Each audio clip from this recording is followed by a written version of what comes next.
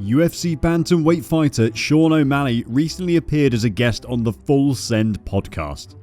During the podcast, O'Malley discussed his personal life, including his unique relationship with his longtime girlfriend Dania Gonzalez. O'Malley and Dania Gonzalez have an open relationship, but O'Malley shared his thoughts on it and why it's different for them. He said, "Everyone's definition of an open relationship is different. I like to think of ours as just open-minded relationship where we don't own each other. I don't own her and she doesn't own me. When I first met Dania, I told her, I don't know why anyone would F the same chick for the rest of their life. I can't do that. So she knew she wasn't in love with a phony me. We've had some dope threesomes. Every relationship should be okay with it. That just needs to happen." He did admit that feelings have gotten in the way, and even though Dania has been loyal from the start of the relationship, she seems okay with the relationship being open. The couple also welcomed their first daughter, Elena, in 2020. Things have gotten heated up between heavyweight boxing king Tyson Fury and the UFC's undisputed heavyweight champion Francis Ngannou. Ngannou, who is slated to make a title unification against Cyril Gane at UFC 270, is also interested in fighting Fury, and from the looks of it, the feeling's mutual. While both men are interested in the fight, they haven't been able to conclude on the rule set. Tyson Fury then came up with a rule set and shared it with his followers on Twitter. It read, "Who would like to see me fight this beast? Boxing rules, UFC gloves. At Dana White and at Francis Ngannou." Apparently, he was suggesting a fight with Ngannou with boxing rules but using UFC gloves. Ngannou responded, suggesting they flip the rules. He tweeted, "How about MMA rules with boxing gloves? I can do you that favour." Fury responded back saying, "You want to come into my world calling me and Wilder out to a boxing match? What I can guarantee, you would be knocked out and also paid your highest purse to be so. So have a think." No doubt, a fight between these two would be electrifying and would definitely sell thousands of pay-per-views. But what's more interesting is the fact that Ngannou is interested in entering the world of boxing full-time. He even stated that his next contract with the UFC should allow him the possibility of competing in boxing. But for now, Ngannou's head has to be in defending his title against the interim champ Cyril Gane on January 22nd. He also made it clear that after that fight, he'll be ready to properly talk about a fight with Fury. He tweeted, "After I handle business on Jan 22nd, I'll fight you under any special rule set you want, in a ring, an octagon, or a phone booth." We all know how close Holm and Michelle Waterson are. They literally act like sisters sometimes. They work out together, train together, and are both very good fighters.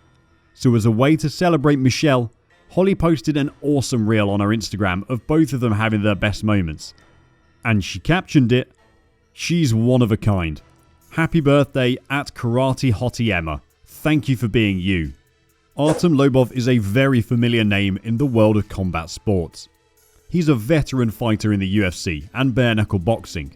If you followed his career closely, you'd notice he was never that guy with a record-breaking win streak, or the guy with multiple titles hanging on his shoulders. But one thing that was certain for Lobov is the fact that he was relentless in his dream to be the best. In an interview with the MMA Hour, he poured out his heart on the moment he knew it was time for him to retire. He said, "There was a big goal and a big target in front of me. The last one for me was getting into the boxing and getting a 7-figure payday. I felt like a fight against Denis Berenchik was going to do that for me. He was an Olympic silver medalist, undefeated in boxing, WBO international champion and all this. I felt if I beat this guy in bare knuckle, well, this is it. This is going to be my ticket to that boxing fight, to that 7-figure boxing fight. When this didn't happen, I failed. I was like, I know I can continue fighting, but it's going to be fighting just to get some money, just to get by. And there was no more big goal I was going to be able to achieve anymore. I'm 35. I was like, if I have to restart now again and try to work towards something, I'm going to be getting older and older. And on top of that, I have a kid now, who I would like to be a good fighter too, be a grandfather to his children one day.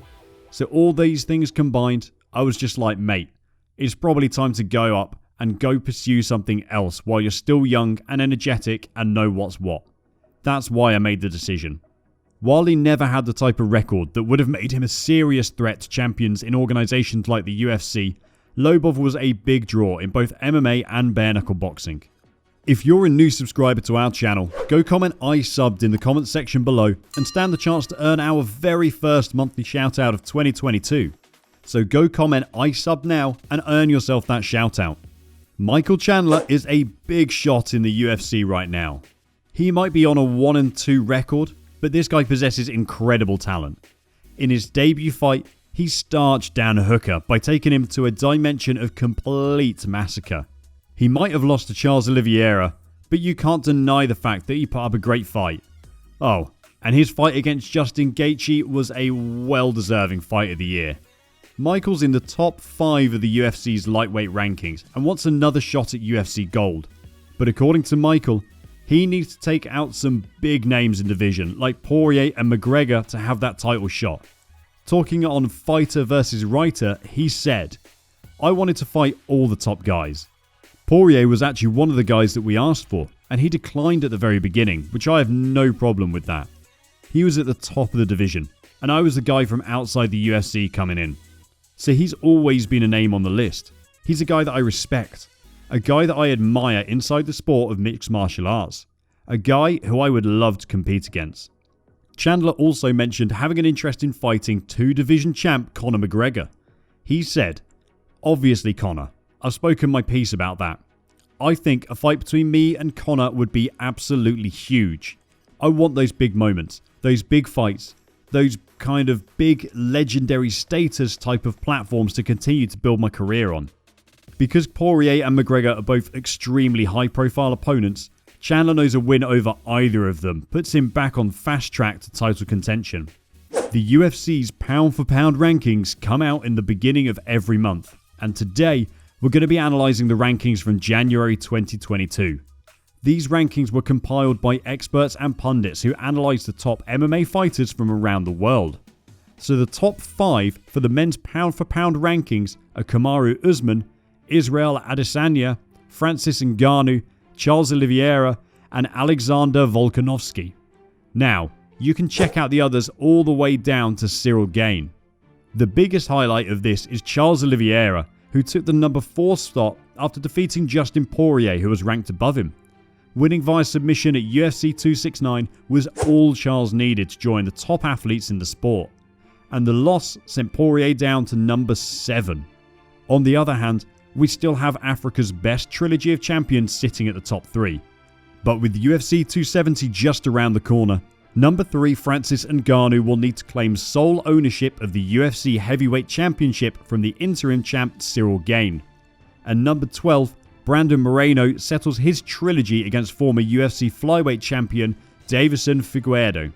For the women's pound-for-pound rankings, the undisputed UFC Women's Flyweight champion Valentina Shevchenko takes Amanda Nunes' spot at number 1, after the Lioness lost to Juliana Pena at UFC 269.